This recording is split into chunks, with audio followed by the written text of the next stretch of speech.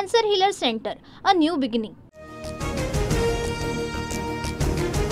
दहशतवादी AK-47 आणि M4 रायफलसह 20 ते 22 तास चालत बैसरन घाटीत पोहोचले. पहलगाम हल्ल्याबाबत सूत्रांची माहिती. अतिरेकी दुकानांच्या ठिकाणी थांबल्याचीही माहिती NIA तपासात समोर. पाकव्याप्त काश्मीरमधील लॉन्च पॅडवरून दहशतवाद्यांना हटवतानाचा व्हिडिओ समोर. पाकिस्तानी सैन्याकडून POK मध्ये रेकी. व्हिडिओ TV9च्या हाती. पाकिस्तानी नागरिकांच्या व्हिसाची मुदत संपली. भारतामध्ये थांबलेल्या पाक नागरिकांना 3 वर्ष तुरुंगवासासह 3 लाखांचा दंड होऊ शकतो. अटारी बॉर्डरवरून आतापर्यंत 531 पाकिस्तानी नागरिक भारतातून परतले.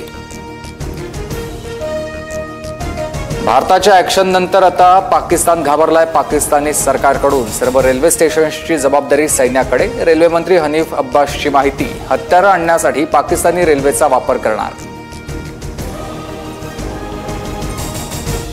पहलगाम हल्ल्यानंतर प्रत्येक भारतीयाचं रक्त खवळलंय. दहशतवाद्यांना कठोर उत्तर देऊन सर्व पीडित कुटुंबियांना न्याय मिळवून देणार. मन की बात मधून पंतप्रधान नरेंद्र मोदींचं आश्वासन. भारतीय नौदलाकडून अरबी समुद्रात अँटी शिप चाचणी सुरू. समुद्रातून दूरवर हल्ला करणाऱ्या क्षेपणास्त्रांचा सराव. देशाची सुरक्षा करण्यासाठी सर्वतोपरी असल्याची नौदलाची भूमिका.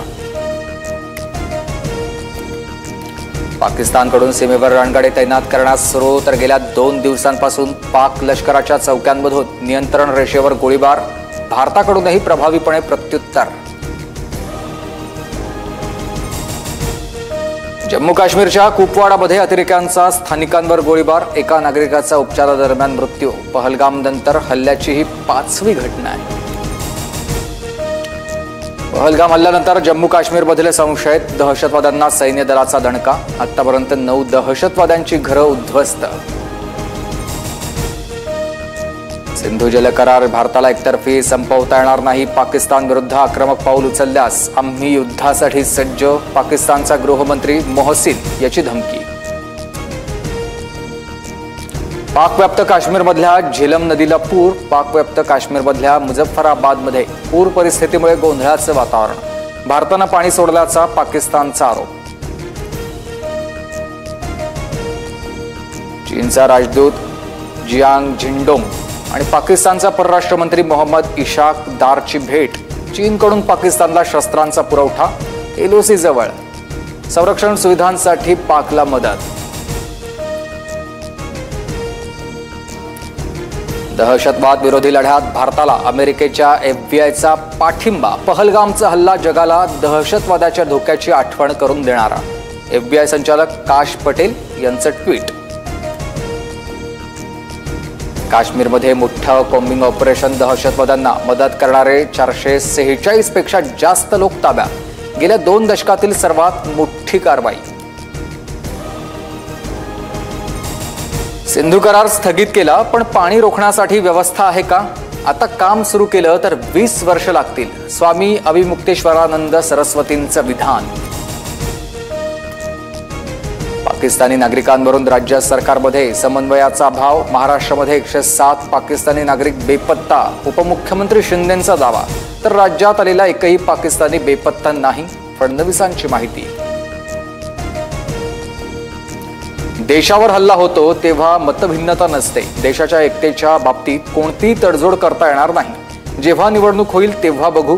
पहलगाम हल्ल्याच्या पार्श्वभूमीवर शरद पवारांचं वक्तव्य. पहलगाममधील दहशतवादी हल्ल्यानंतर मुंबईतील सुरक्षा यंत्रणा अलर्टवर. वरिष्ठ विभागीय सुरक्षा आयुक्त आणि RPF कडून CSMT स्थानकाची पाहणी. RPF GRP डॉग स्क्वॉडकडून संयुक्तरित्या गस्त. पहलगाम हल्ल्यातील पीडितांना नागरी शौर्य पुरस्कार देऊन गौरव करावा. कुटुंबातील एका व्यक्तीला शैक्षणिक योग्यतेनुसार शासकीय नोकरी द्यावी. खासदार सुप्रिया सुळेंची मुख्यमंत्र्यांकडे मागणी.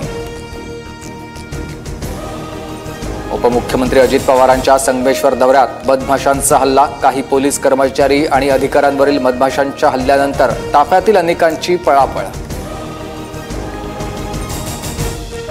वैभव नाईकांवरून महायुतीमध्ये ठिणगीची शक्यता. नाईक शिंदेंच्या शिवसेनेत येण्याच्या चर्चांवर उदय सामंत सकारात्मक.